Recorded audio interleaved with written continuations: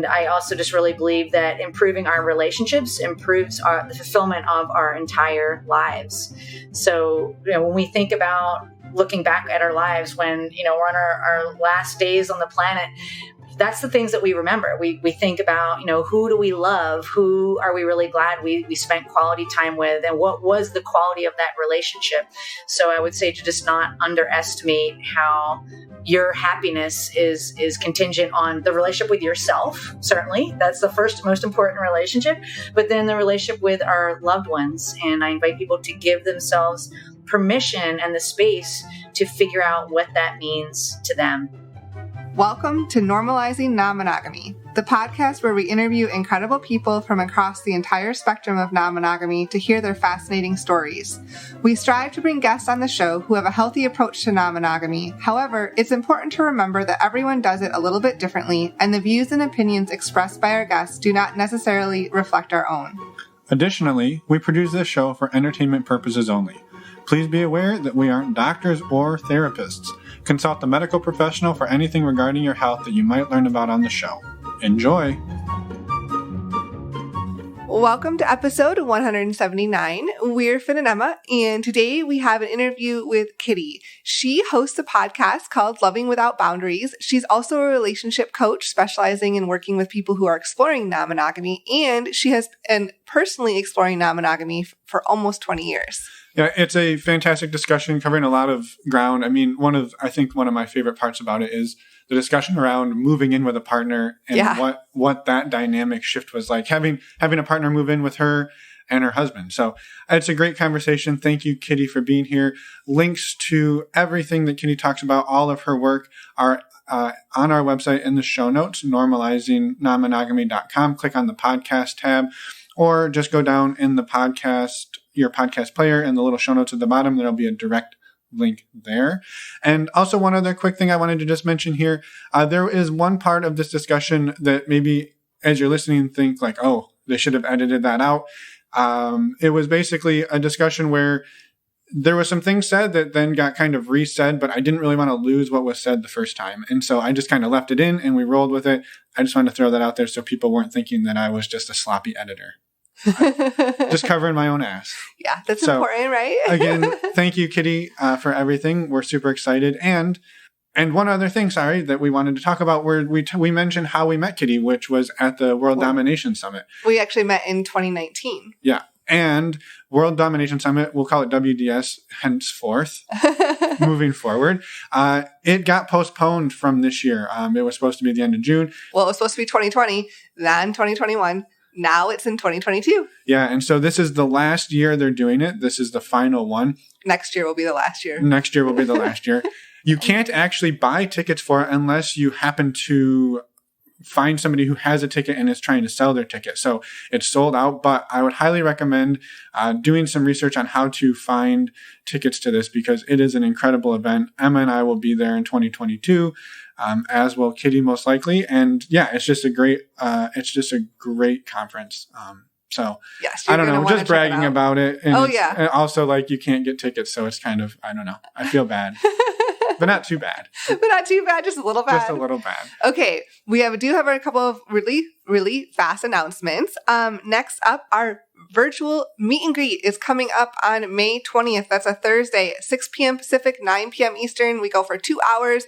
Come join us. Meets lots of fun people. You do not have to be actually exploring non-monogamy, but you have to be open to talking about it and interested in it and open-minded. Or just meeting awesome people. Right. Well, that's the whole point is you have to be open-minded enough that you're to be in that space. Well, which you're listening to us. That's true. So we hope that we haven't offended you yet. So I probably didn't have to caveat that. But it's all right. Sorry if I offended you. They're $10. They're open to everybody. We would love to see you there. We've been having a blast with these. And yeah, thank you to everybody who's been to ones in the past. I was trying to say they're very inclusive. That's what I was trying to say, and I did a poor job at it. Hey, no judgment here. $10, open to everyone. Go to our website, normalizingnonmonogamy.com, to click on the meet and greet tab to sign up. And one other quick thing we wanted to talk about was dates for the upcoming Patreon calls this month. We'll talk a little bit about what Patreon is in the outro, but the short version is if you're looking for a community of other awesome, amazing people who are just supportive and wonderful. Our Patreon community, we believe, is that community. Yes. We have over 160 members. It's been growing. It's fantastic. We've got a couple of calls coming up this month, like we do every month. On May 17th, we've got a men's call. On the 19th, we have a women's call. And on the 26th, we have our monthly Q&A, which we do twice, once at 9 p.m. Eastern and once again at 9 p.m. Pacific. And now Emma and I get to stay up until 1 in the morning to do that. I know. So the West Coasters get sleepy, tired Emma and Finn. Yeah, they do. We give really good answers at 1 in the morning. Yeah, right. We try our best. But anyway, if you want to join that community, we'd love to have you. Go to our website. Again, we've said it many times, normalizingnonmonogamy.com, and click on the Patreon button for all of the info. And I think with that, let's jump into the show and go talk to Kitty. But there's more. One more thing. One more. Contact us. Yeah. If you wanna contact us, reach out, let us know how we're doing, or maybe you want to come on the show and share your story. You don't have to have a podcast. You don't have to be a relationship coach. We love to hear stories from anybody and everybody. That's really the power of the show. And so reach out to us, share your story with us, and we would love to have you on or just hear your feedback. Tell us how we're doing. Tell us how much you love us. Yes. If you don't love us, you can keep that to yourself. We don't want to hear it. We're fragile. We We're would snowflakes. like constructive feedback, but we don't need negative feedback, maybe. Just send us whatever. We'll respond. You can also leave us a voicemail, and we look forward to hearing from you. Yeah. And now... we would love to hear from any of you, please. All of you. All of you. Any and all. Okay, now let's go talk to Kitty. Well, welcome, Kitty, to the show. We're super excited to have you here. We actually met you briefly a few years ago at the World Domination Summit, and excited which is not as kinky as it sounds. No, it's not. but still a very fun event. And yeah, very true. And we're hopefully all going again when they do another conference. And so we're excited to meet you then. But thank you so much for being here.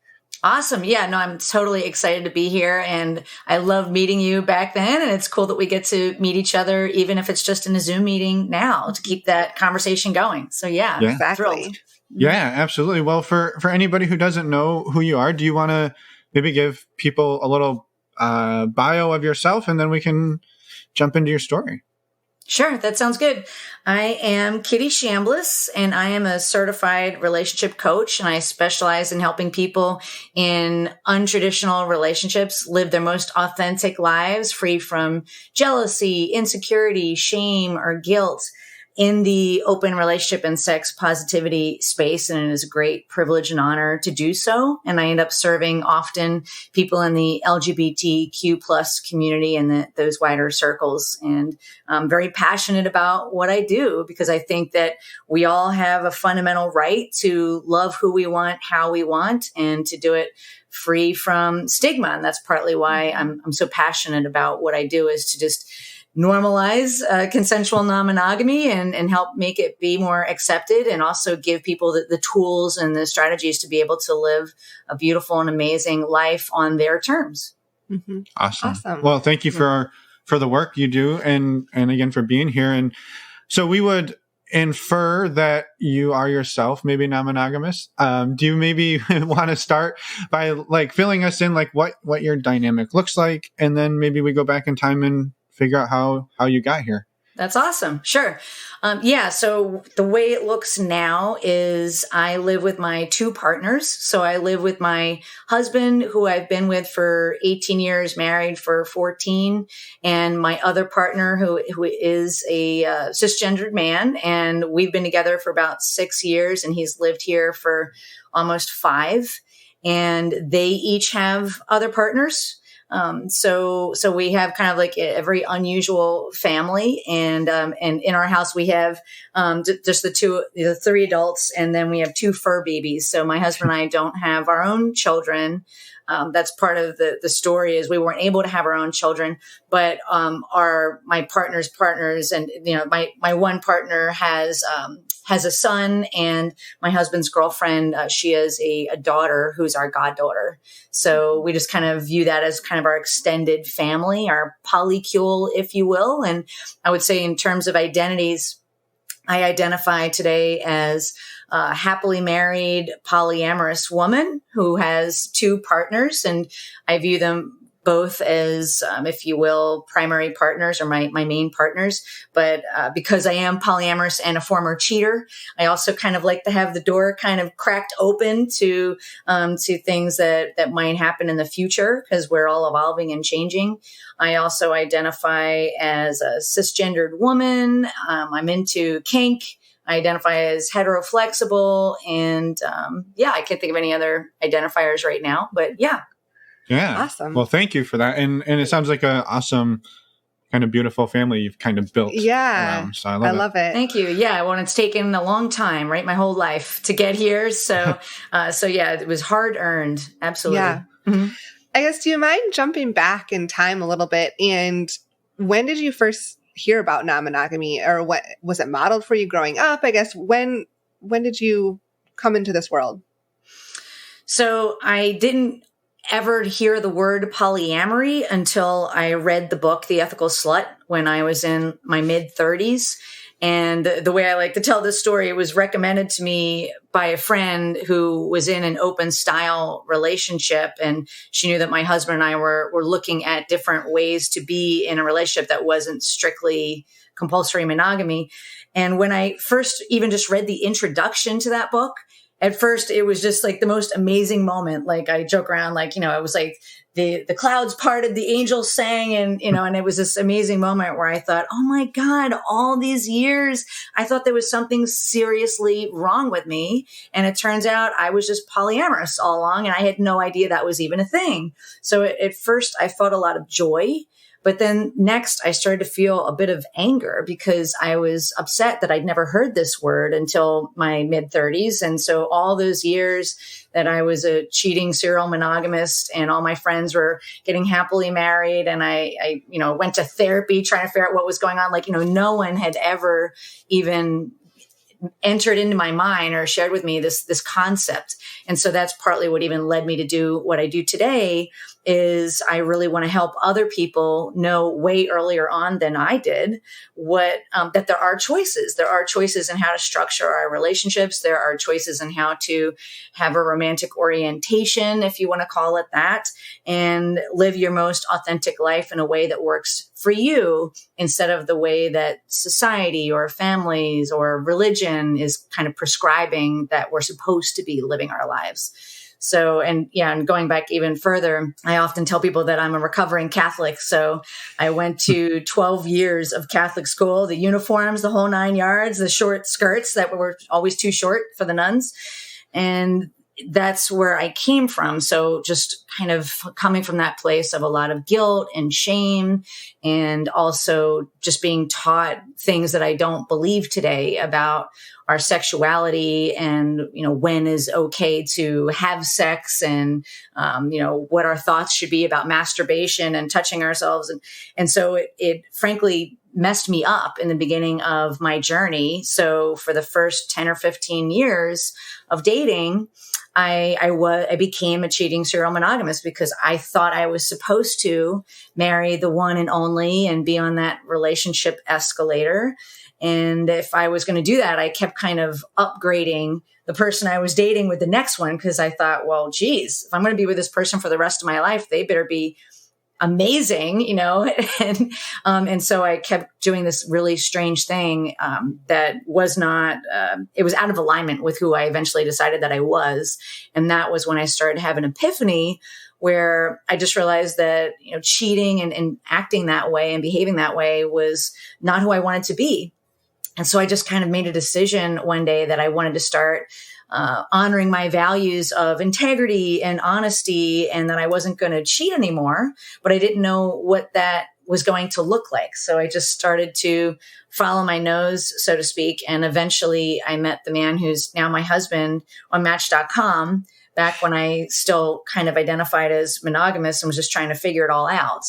And as we were falling in love, we just had some really honest conversations and shared with each other that we both were former cheaters. And we just decided that we weren't going to lie to each other. And if we had attractions for other people, we were going to talk about it, and just figured out as we went along in a way that worked for us, instead of in the way that we thought we were supposed to, or even the way that all of our friends and family seem to be living their lives. because we just found that wasn't really working for us. And that's kind of how that whole journey went, so to speak. Mm-hmm. Yeah. And it sounds like he hadn't necessarily explored it in an ethical capacity either up until, or consensual, right? It sounds like you both had sort of that, like you said, the cheating background, and we're honest with each other about that, which is tough to do. Mm-hmm. Yeah, he had a colored background. So he had some moments where he was dating multiple women and they knew about the other women, but they weren't maybe totally happy about it. He also had a moment where he was dating somebody who was cheating on their spouse, and that ended really badly, partly because of that. So we just both had some struggles with figuring out how to live our most authentic lives, and struggles with maybe accepting ourselves or finding somebody else to accept us, that we just found that monogamy wasn't really working for us, and just wanted to also act on our desires if we decided that we had feelings or, sexual urges for more than one person. And so we just kind of, we were really lucky that way, in the sense that we kind of grew in the same direction together and at the same time. And oftentimes when I'm working with people, some of the struggles they're having is like a difference in growth or a difference in pacing. Like one person wants to go faster than the other. And so I was really lucky that way, in that my husband we were more or less going at the same pace and in the same direction. And that's partly why we're still here 18 years later, and having a wonderful time, a blissful life, I would say. Yeah. Yeah. Well, and thank you for sharing all that. And I think one thing that just kind of stood out to me was interesting, and I hadn't even really thought about this, but like your point about, if you have to be with somebody for the rest of your life, that you are kind of constantly looking. Well, and there's one person out there. So you're constantly looking for that person, and you find somebody. And then if you see somebody that's a little better, like you said, it's kind of like upgrade and then upgrade again and just keep upgrading. But like, you're never going to like be satiated in a certain sense, right? Like, so that's kind of a trap, and yeah, that's tough. Yeah. And it was a trap of my own making, because at the time, I just didn't know there was another way to do it. But right. yeah, I mean, to your point, like I was never going to get to that nirvana, right? There was always going to be somebody else, partly because I'm evolving and changing. So therefore my interests and what I find hot might evolve and change. Or also I joke around, I think redheads are sexy. I think blondes are sexy. I think brunettes are sexy, so like that wasn't going away. You know what I mean? Right. Right. That natural connection to to people in general, like in having that all innate within us. Right. Yeah, exactly. So how did it look when you and your husband decided to actually put this idea of non-monogamy into practice or into action? Well, first we were very thoughtful people, I guess. So we just talked about it a lot in the beginning. And then at one point when we were still just dating, my husband had brought up going to a nudist resort called Hedonism. And I thought that sounded interesting. We'd never done anything like that before. And so he kind of dropped the subject, and I thought, that sounded neat. Maybe I'll follow up on that. So I ended up organizing the trip, and we went. And it was kind of a funny story, because first there was a nude side and a prude side. So first they put us on the prude side, and our room it actually just had a horrible smell to it. Like, I don't know what happened in that room, but something really bad happened in that room.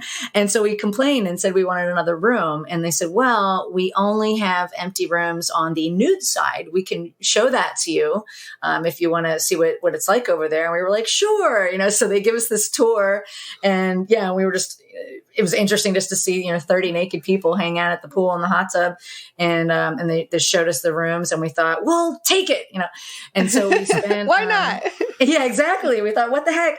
And so we were there for a week, and the first literally 20 minutes of being naked by the pool was definitely odd. But it was odd because of simple things like feeling, air and a breeze in places I wasn't used to feeling that, and maybe the first couple of times somebody would walk by, I'm like, I wonder what they're looking at. Are they looking at, my naughty bits or what?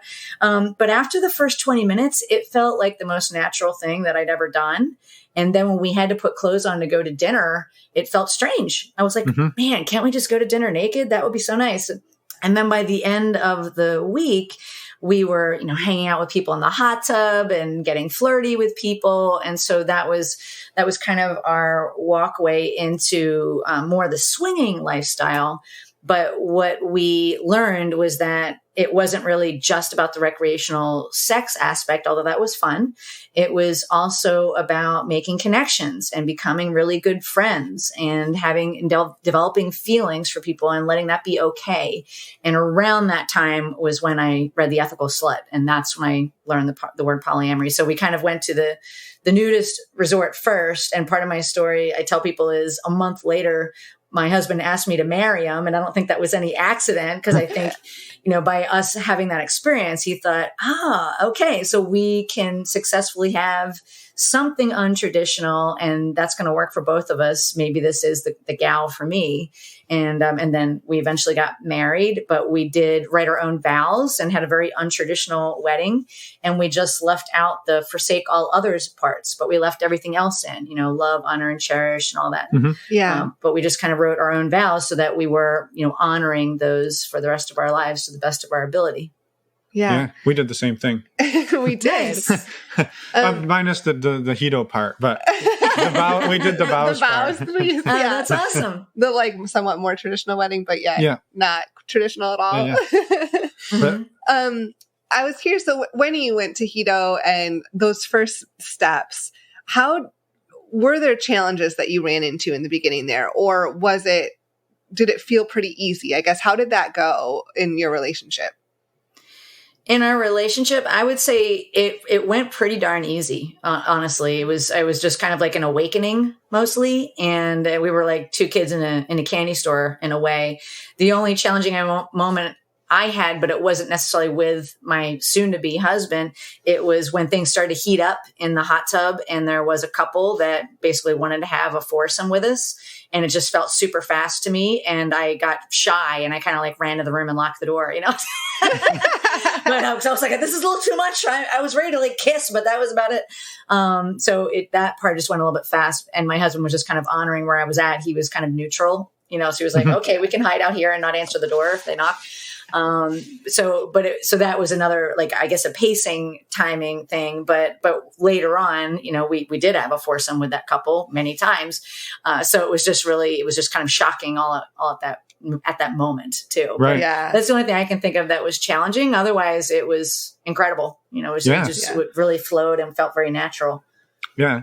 And it sounds like you said you read The Ethical Slut fairly shortly after that trip. And at that point, did you and your husband sort of make the transition? It doesn't sound like you were ever the full on swingers necessarily, but you had some more casual connections. And not that there is such a thing as a full on swinger. I don't know what that officially I know is. What you mean, I think. I'm just painting everybody with a broad brush here, but I guess the shift to more to the deeper connections to the polyamorous side of things, did that happen pretty quickly after that? Or how did that go? No, not necessarily. We did develop a close friendship with that couple that we met in Hedo just by coincidence. They happened to live near where I grew up. So we're still friends to this day. We don't actually play with them sexually anymore, mainly because the wife kind of had a change of heart in that as their kids got older. But I guess what happened was once I read The Ethical Slut, we went down a journey for about 2 years, no joke, of just researching. So then I read Opening Up, and then I found different websites and, and discovered lots of different areas to learn from, including about swinging. So we did just kind of explore with that couple. But again, it started to look not just like swinging anymore because they became really close friends of ours. So it was kind of like a slow evolution. Mm-hmm. And so then after the couple years of research, I did put a profile on more like a sexy dating site. And I had a date with a fella that I ended up seeing for about 4 years. And my husband dropped me off at the date. And just, make sure you give me his address if you go back to his house. And we just kind of came up with all these different ways to keep it safe. And so that also he felt very comfortable. And I'm also lucky in the sense that my husband doesn't tend to feel jealousy very much. So that wasn't really an issue. He was just trying to make sure that I was safe. And that's kind of how, so I kind of started dating on my own first. And then shortly after, I would say maybe like a year later, he started dating one of our close friends, when they started to get close as she was going through a really bad divorce. And they were in an open relationship, we found out later. And then after that divorce, the two of them started to date. So then that just was kind of how that journey progressed. Yeah. And when you said that your husband didn't have many jealousy issues, when he started opening up on his side, have you struggled with jealousy at all? And if you can you talk on that a little bit? Yeah, I mean, there's no accident that I wrote a book about jealousy, right? So, right. Yeah, I figured you'd get there. So. Yeah. So, but I did struggle with jealousy, and in those early days, it was partly because when my husband's first partner, they were very, very affectionate and kind of adorable and sweet with each other. And the person that I was seeing at the time was a little bit more standoffish. He wasn't as affectionate. So that's where the jealousy happened, when the four of us would hang out and I saw, my husband and his girlfriend being all like smoochy and huggy kissy and whispering sweet nothings. And the guy I was dating was like, so pass me a beer, that's where the jealousy kind of came from. And also the fella I was seeing was also dating some other women, and we eventually broke up in a very dramatic fashion because he was cheating on me. So some of my jealousy stemmed from him hiding information from me and hiding partners. So there was some ways that was showing up too. So I ended up doing tons of research about how to deal with jealousy during those early years. But I will also add that a lot of what I studied and learned, it wasn't just about jealousy in intimate relationships. Like the first jealousy feelings that I was dealing with in my life were in my career. Like when I would get promoted above other people, and then they would get jealous and angry of my promotion. And then it showed up in my friendships. I had a friend in my life who was jealous of my achievements, or like writing the book on jealousy, ironically. So like the book was written from the lens of being in multiple relationships for that community, because I love that community. But a lot of what I've learned about dealing with jealousy was dealing with jealousy in all different aspects of my life. Mm-hmm. Yeah. Yeah, because that's a really good point, because it's not just relationships. They can come up in a lot of other ways as well. Yeah, absolutely. Absolutely. So the learnings that I have in the book are very hard earned from lots of different areas of my life. Yeah. Mm-hmm. Yeah. So you and your husband, your now husband, basically had the conversation about the non-traditional or open relationship from inception almost. But I'm curious, like, how have you two seen one another grow over the last 18 years? And maybe like, are there pieces of that growth that you don't think, and I know it's kind of impossible to project, but that maybe you would attribute to the non-monogamous journey that you've been on, that you maybe wouldn't have gotten there without that piece? That's a great question.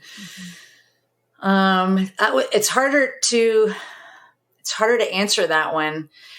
Partly because my husband and I were just very fortunate. Like our value systems kind of naturally line up, and we get along very easily.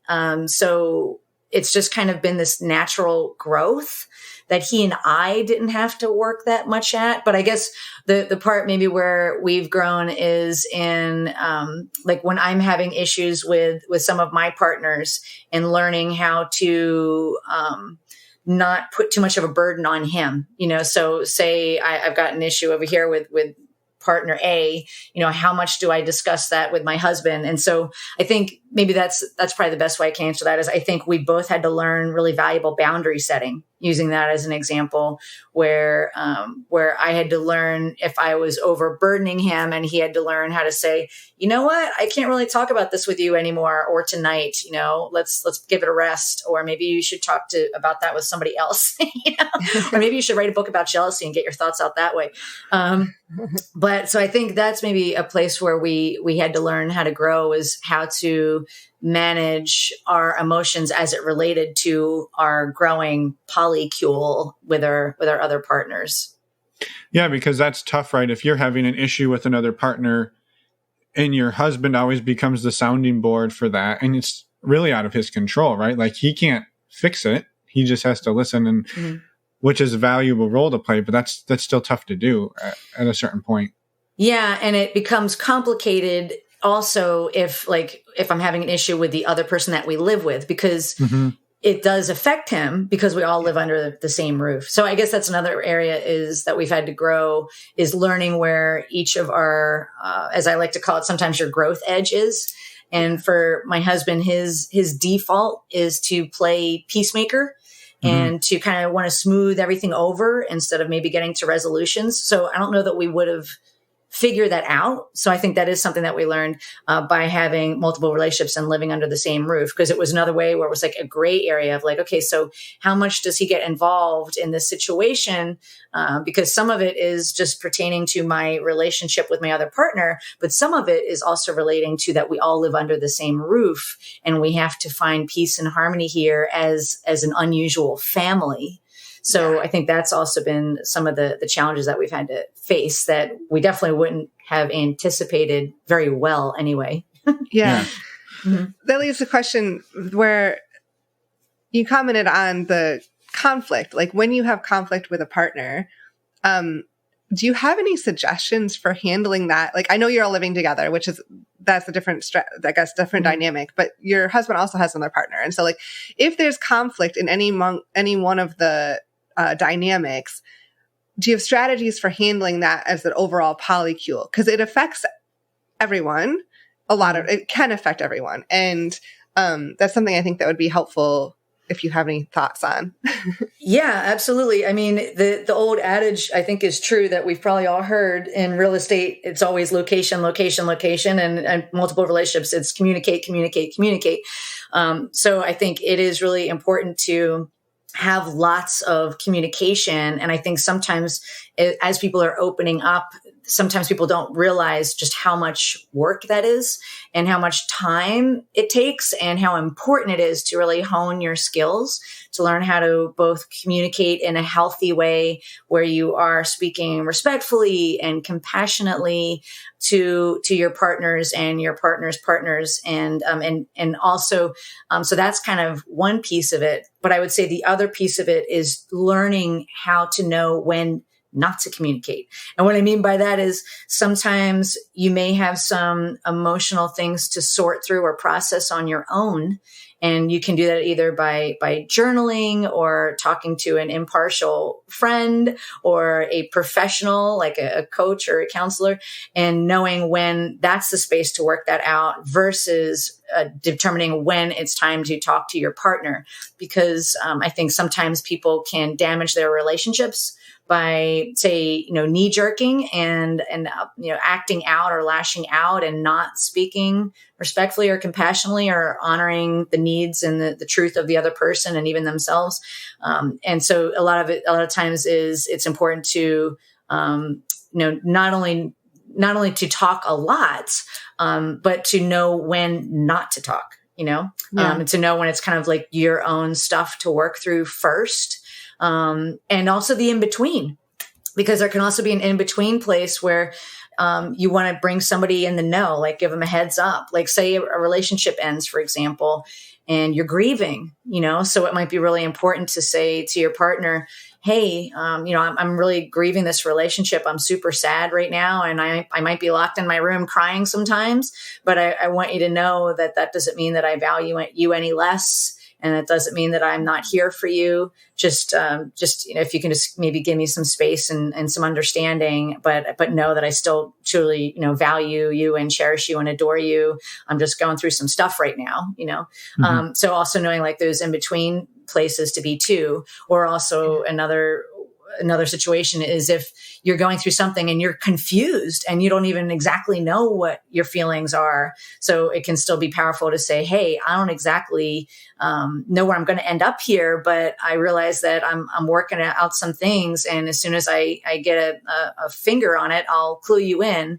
But I'm kind of working through something right now, but that way you don't have to necessarily say, I've got it all figured out and this is exactly what's going on. But it might be valuable to just say, hey, I just just, need a little bit of room to maneuver? Or can I use you as a sounding board? Are you available right now for me to use you as a sounding board? And kind of asking permission, giving that other person the opportunity to say, yes, I am available. I will be delighted to talk to you about this, but also giving them permission and the space to say, you know what, we've talked about this like for hours yesterday, and I don't have the bandwidth to do it today, or I don't feel like it's appropriate maybe to talk about that with you, and then they maybe kind of encourage you to talk to somebody else. So I think there's all these different avenues that you can go on, and it becomes a skill to learn which of those paths to take. Yeah. Yeah. I think that's super powerful. Just all of the points you just brought up, because it's such a tricky dynamic to navigate, but it's also, it takes practice. Like everything you just said takes practice. And I think that's, well, and there's not a one, so it's not like, here's the answer. It's like, what's happening, assess 1,000 different inputs, and then figure out what to do with that information. Right. And in the meantime, you're probably you're working through your own emotions, and it's easy to like just react with whatever emotion you're feeling. And it's like, no, you have to be aware enough to take a step back and figure out the best, like the most appropriate way to react, like a way to handle the situation, considering everybody involved, including yourself. It's challenging, but it's also, important to practice. Yeah. And I guess that's one of the reasons I love this whole journey is, I guess I love a challenge. And, and I simply do just orient to and define myself as being a polyamorous person. But I would say another piece of it is I do love personal growth, and I do love a challenge, and I do get bored easily. Variety is interesting to me. And so I have the bandwidth and the desire to do these practices and to, help other people along that journey as well.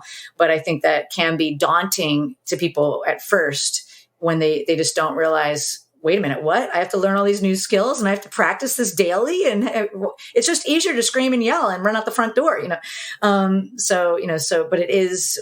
the hope I would like to give people is that there are skills and techniques and tools and professionals to work with that can help you along this journey. And it is all possible. And it's not necessarily like an either or, it is a journey that anyone, if they want to, can go on if that is, as they're maybe learning more about their own truth and how they want to show up in the world, or how they want to be in a relationship structure that works for them. Yeah. Yeah. And I think that maybe kind of leads into one of the questions I was curious on, is like the decision to move in with, like, to have your partner move in with your partner, whatever way it happened, that you now live with your partner and your husband. Not that your husband isn't your partner, but you're right.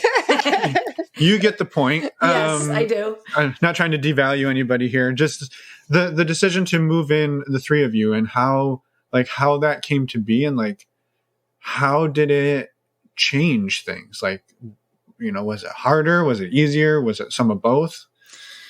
So we've had, this is the second partner that I've had move in with us. And, so that each had its own challenges. So that the first partner that moved in, was the one who eventually, who did have other partners and eventually cheated on me. So there were some, I would say the challenges there were, I definitely, had moments where I was overburdening my husband with complaints or my stress or my jealousy, which is, again, what led me to kind of do my own research on the subject, that prompted that. And also working through, when he would have dates over, so that's definitely another area where I was just learning how to maneuver through the jealousy and learn how to, get to know the people that he was dating and, take some of that fear out of it as I got to know them. And then of course, when, it ended very poorly, that was super challenging and upsetting for both of us when he ended up moving out pretty abruptly. And there was, even though it ended in a bad way, that doesn't mean there wasn't still grief. There was still grief to deal with, because there was a lot of great things about, that particular trio of people living on one roof. We had a lot of fun. We got to know each other. So there was still grief involved in realizing that person wasn't healthy to be in our lives anymore. And we kind of had to, for everyone's sake, we kind of severed those ties. So there was a period where I just kind of grieved and got my head screwed back on straight for a few months, until I felt like I was kind of ready to get back out there, partly because I do identify as polyamorous. And then eventually I did meet the fellow who lives with us now, my other partner. And we met on OkCupid, and which was my first time checking out OkCupid. And that was super fun. I enjoyed that. And we fell in love pretty quickly, like within the first couple months. And at the time, I thought that he was happy living on his own. But what ended up happening was about 5 months into the relationship, we just had a kind of surprising conversation that ended up with him saying, I would love to move in. And I was like, what? Okay. I hadn't even thought of that really until now, because I thought you loved living on your own. And, but we didn't want to make it a hasty decision. So we had, lots of conversations first I broached the topic on my own with my husband just to let him know this was something that had come up. And so we didn't get surprised by that. And we just, the three of us just talked about it for a few months. And we just kind of decided that it made good sense to not have him move in until we were at like a year mark, just to kind of make sure like, okay, everyone's cool. We're pretty serious about this. And then we went on from that place. And I would say and before he moved in, one of the things I said to him was, I explained how the first situation ended really badly, so it's like, I don't want to have a situation like that. So let's just be transparent about that. And we also just talked about that once you do live with somebody, it does become more familiar, right? It takes some of that excitement out of the equation. And so we just had candid conversations about that and decided we were both okay with that. And then, after he moved in, I would say, most of the time it's been lovely, but some things there, I guess it's a situation too, where you're always learning more and more and more. So I can't say I knew him 100% before he moved in. So after he moved in, I definitely learned some more things about him. And, just like any normal human being, we all have things we like and things we don't like. So there were some things that I didn't know about where I was like, that doesn't really excite me. And there were other things that I was like, that's awesome. So just kind of learning, like, it's like peeling an onion. So as the onion got peeled, some things I was like, this is awesome. And other things I was like, that's not so great. How am I going to deal with that? And we have learned to deal with that. So just one example of things that weren't so great were we've done some renovations in the house, and my husband and I, like I said, we get along so easily. When we've done renovations, it's like we're having a big party, every day. Like, this is amazing. Let's make that blue and this yellow. And we just love the whole process. But then when we added in a third person, it became this big fight, because we weren't naturally agreeing on how to get things done. And so it became like, in some days it felt like torture getting these house projects done. And then by the time they were done, I just thought, I don't want to do this ever again, and I never could have predicted that. So, but we have done some house projects since then, and they've gone a little bit better, so we're learning. So I guess, those are some of the things like you just can't predict. And I did recognize that, like when he moved in, like we couldn't know every single thing about each other, because we're also all evolving and changing. So some of that was a surprise in the moment, but we have worked through it to the best of our ability. But we're still learning. We're still learning and we're still growing. Yeah, no, and I think one thing you touched on early on there was like the moving in almost tempers some of that excitement, right? Yeah. Where like if you're seeing this partner maybe a couple of times a week, it's the NRE kind of lasts longer, right? Because it's like, we've been together a year, but we've really maybe only seen each other like 50 or 60 times because it's, once a week or twice a week. Mm-hmm. Did you feel when you moved in and it was every day, all day, there in the morning, there at night, did you feel that shift like in the energy and in the excitement? Like how did that look? And NRE is new relationship energy, if anyone's not familiar with that term. I would say we were lucky that I would say for the first, he moved, actually, I think he technically moved in at about 10 months or so.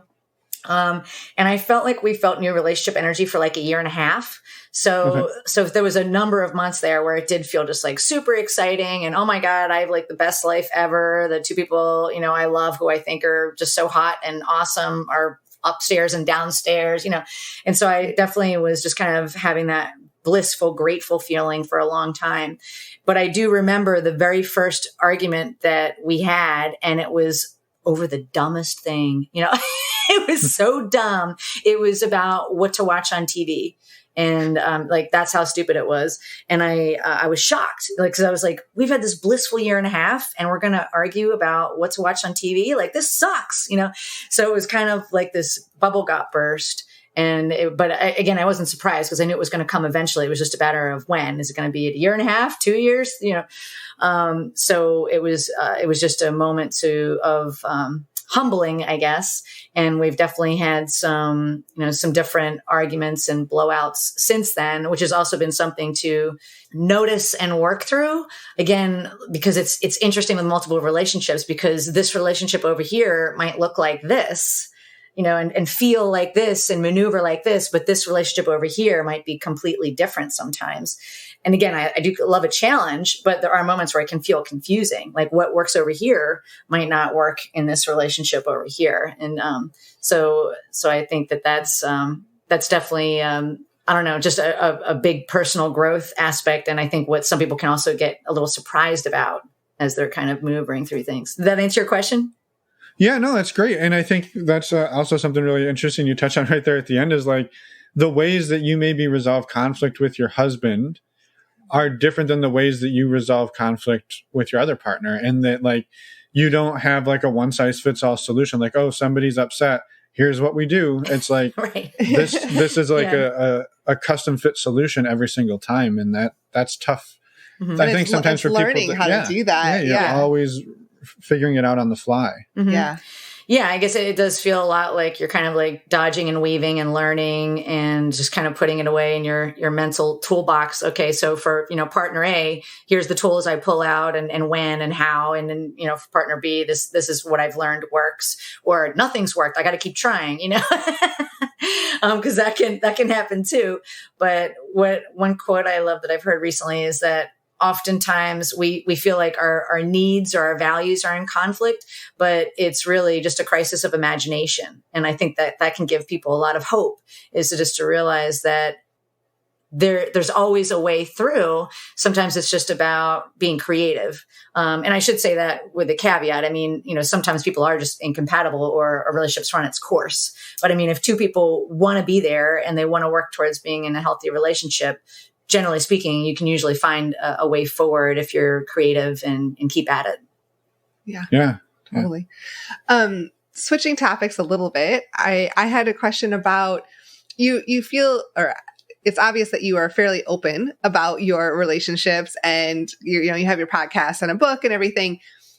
How have you navigated that as far as being more open in society with having non-traditional relationships? Have you had any pushback, or are you pretty, I guess, can you just speak about that a little bit? I'm not going to put words in your mouth. That's fine. But just to clarify, you mean more about being like coming out to people? Is that what you mean? Okay. Yeah. That'd be great. In the beginning, when we were in that research phase, or just the first couple years of seeing other people, my husband and I were very private. And it was partly because we were still figuring out, like, is this who we are? Is this how we want to live our lives? Are we going to have children? Because we weren't sure yet about what that looked like. So in the beginning, we were very private. And when we decided to come out was a moment where my husband's girlfriend said, you know what? I feel like you're kind of ashamed that you're seeing me and it doesn't feel good. So I'm going to start to, pull back in this relationship and maybe spend less time with you. And so she was setting really healthy boundaries, and my husband came home to tell me that. And as we were talking about it, we obviously wanted to honor where she was, but it just gave us pause. And we thought, we're kind of being dicks, and pardon the pun. It just meaning like we're not being very respectful. And maybe we need to change instead of her kind of changing her tactics. So that was the epiphany of when we realized that we were polyamorous. This is who we were, and we were ready to start telling people. So over the next 2 years, we we practiced our elevator speech with each other, and we were super nervous. And we eventually came out to pretty much all of our friends. And most of the time it went very well. Sometimes friends would say, we already knew that. Of course we knew that already, but there were a couple times where it did not go well. People got angry. And the fallout from that is I've at least had maybe, I would say, 2 friendships that have pretty much dissolved to almost nothing, even though they won't actually admit that that's why, just kind of mysteriously kept evaporating away, despite my best efforts. And so I just kind of accepted that. And then as the journey expanded outward, as far as family goes, my parents were deceased by the time this was at this point of our lives, so we didn't have to have that conversation with them. We told my sister very early on, and she was very accepting. And with my husband's family, his mother had kind of an unusual life, and they were very close. So he told her pretty early on, and she was also extremely accepting because her life wasn't picture perfect either. And he elected not to tell his father because his father was really up in age and he wasn't very close to him and didn't even see him that often. And his father has since passed away, so they never had to have that conversation. But as time went on, he did eventually tell his brother and his other siblings. He wasn't comfortable at first, but as time wore on and as we got older, various health issues had come up where one or both of us were hospitalized. And once we got to that point, he wanted to tell some of his siblings because he wanted them to, like, God forbid something bad were to happen. He wanted to be honest about how his life worked and who he was. And also he wanted to explain, like, who are these people in the room, that's my girlfriend, and this is blah, blah, blah. So he just wanted to be really transparent about that. And that also went very, very well. So we've had, I guess mixed reviews, but I would say 85% of the time, the people in our lives were accepting and understanding or they eventually got there. Like sometimes we did have another situation where somebody said, you can't do that. You're not allowed to do that. And we were like, well, we are. So you can, and they just had some religious upbringing that they couldn't wrap their head around it, but it just kind of took them a couple months and they just asked us a bunch of questions. And now to this day, they think it's awesome. And they like brag about us to their friends, so sometimes it just kind of took a little bit more time to kind of get people down that path. Yeah. And how did it help, or how did the relationship with your husband's girlfriend change when you did start coming out? Like, was that what she kind of needed to kind of come back and be back in it? That's a great question. I think that she was happily surprised because I didn't really think she thought we were going to do that, and maybe touched and honored. Absolutely. So yeah, I definitely think that helped a lot. And they've been together now literally over a decade. And we definitely consider their whole family part of our family. It did, as that relationship between the two of them progressed, I will say it did affect my friendship with her.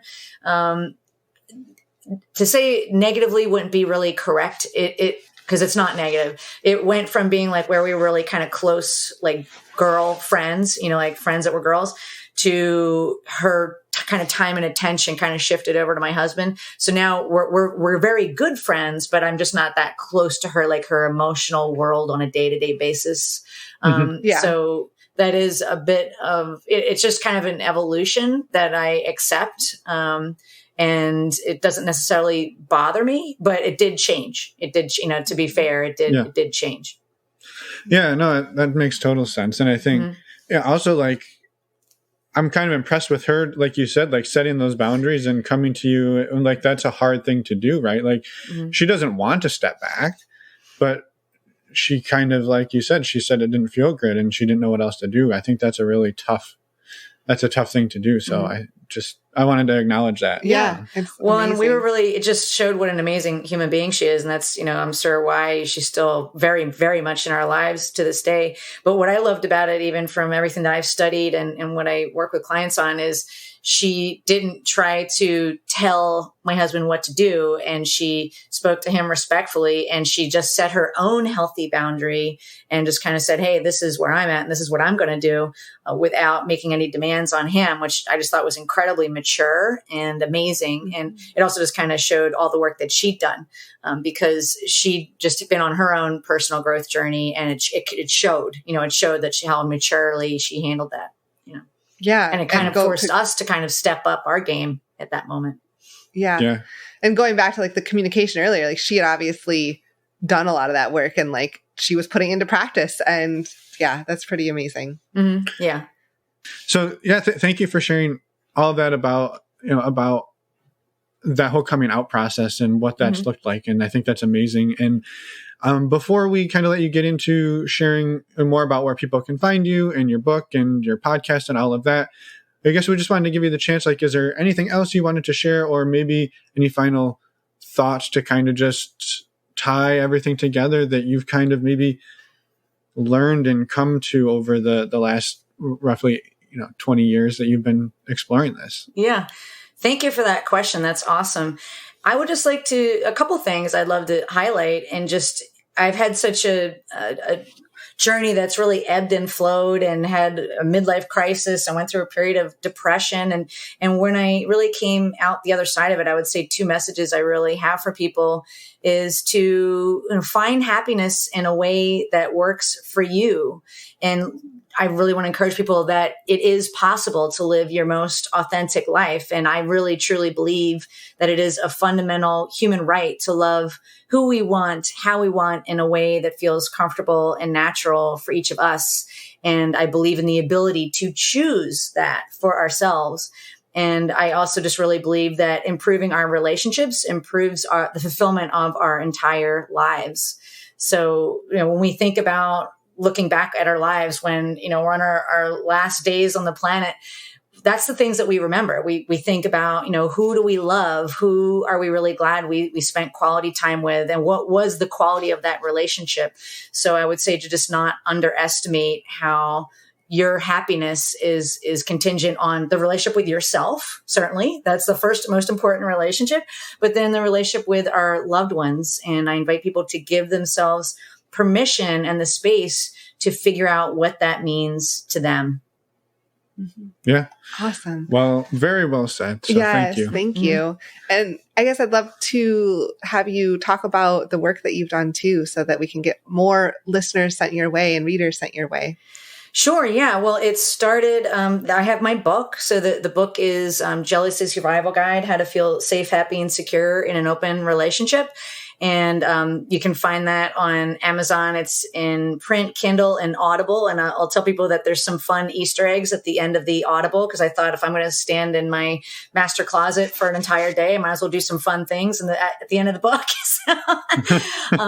But that was that book is there as a resource, and it's been extremely rewarding just getting emails from people saying how it's helped them, and I really appreciate hearing from people in that way. And then from that book, it really springboarded into me becoming a relationship coach. And so from that place, if you go to my website at lovingwithoutboundaries.com, there, if anyone who is struggling, a lot of times people feel like they just don't know a way forward, whether they are trying to decide, if they are somewhere along the spectrum between monogamy and polyamory and don't know what to do with that. Or sometimes if people are trying to open up a relationship and they're having some issues doing that. And I also help people who maybe have identified as polyamorous or being in an open relationship for a number of years, but they've just kind of hit a wall, like maybe a new partner came in, or maybe something's changed and they just don't know how to get through that. You can go to my website and book a free call on the coaching tab there. And there's lots of information and lots of free resources there as well. And also that's where you can find my podcast. So that's been another labor of love that I truly enjoy, that I've been doing for the last 6 years. And I love interview, similar to what you both are doing. I love having people on to tell their story and other experts, and just give my listeners as much free information and resources as they can get their hands on, because I am so passionate in helping people live their best lives and painting it in a way that works for them, not worrying about, the what society or anything else is telling them what they're supposed to be doing. And one quote I love is that you can't be unapologetically joyful until you are unapologetically you. That's from Jonathan Fields from World Domination Summit. And another quote, and another quote I love is, "It is better to be at war with the whole world than to be at war with your inner self."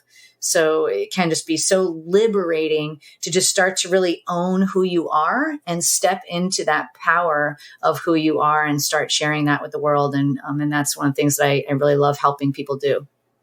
Mm-hmm. Yeah. Awesome. Well, thank you for all of that work. And I think, we're super happy we ran into you a couple of years ago at WDS, and then we got the chance to reconnect, and hopefully we get to do it again. It'll either be this June or next June, we assume. So depending on how the pandemic tapers off here. So we're excited to have you on and get everything out in the world. So thank you again, Kitty. Yeah, and links for everything that you mentioned will be in the show notes and the podcast player. So if anyone listening, go find all that there. Well, thank you for staying in touch. It was so amazing getting to meet you at one of my favorite conferences that the pilgrimage I love to make. And I'm really just so impressed with the body of work that you've put out there. And I'm just really happy that you're another amazing resource for our community. We can't get enough resources out there, I think, to just help normalizing consensual non-monogamy. Yeah. So thank you for what you're doing. Likewise. And thank you. And I guess with that, we'll let you get along with your morning. Yeah. Awesome. Thank you so much. All right. Thank you. And we're back. Thank you so much, Kitty, for coming on the show, sharing your story, and for all the amazing work you do, your podcast and your coaching work as well. And your books. And books too, exactly. Everything. You do it all. We got to start writing books. Everybody's got a book. So links to everything that she mentioned are in the show notes. Yes, I was going to say that, and you talked over me. Sorry. No, it's good. I encourage it. All the time. I'll just work on that. Perfect. Anyway, we did want to do another shout out to our Patreon community. A huge thank you to everyone who is part of that. We are in awe of all of you who have joined, and we love the community so much. So thank you.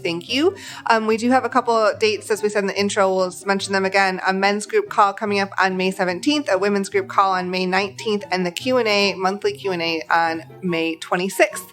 So you're not going to want to miss those. Go to our website, normalizingnonmonogamy.com, click on the Patreon button, go check out all the info. It's only a couple dollars a month to join, and if you don't like it, you can leave. So. And the last thing we wanted to say was that if you are looking to start meeting people out in the real world, IRL, as they call it, one of the things that we highly encourage and one of the services that we absolutely love is stdcheck.com. It is our favorite way to get tested for STIs. We've been using it for years. It's super fast. It's super simple. And it's actually gotten a lot more affordable this year. It used to be almost $200 for a 10-panel test. It is now $130 when you use the links on our website, and you get a $10 discount. Bonus, using those links supports the show, and Emma and I will be forever grateful for you for doing that. Yes. To you for doing that. So Thank you in advance. Check it out. It's a great service. We love it, and we wouldn't recommend it otherwise. Yes, go check it out. And with that, next week we have an interview with G. It is incredible and super fun. So you're going to want to come back and listen in a week. Yes, we will see you all then. Bye, everyone. Thanks for listening.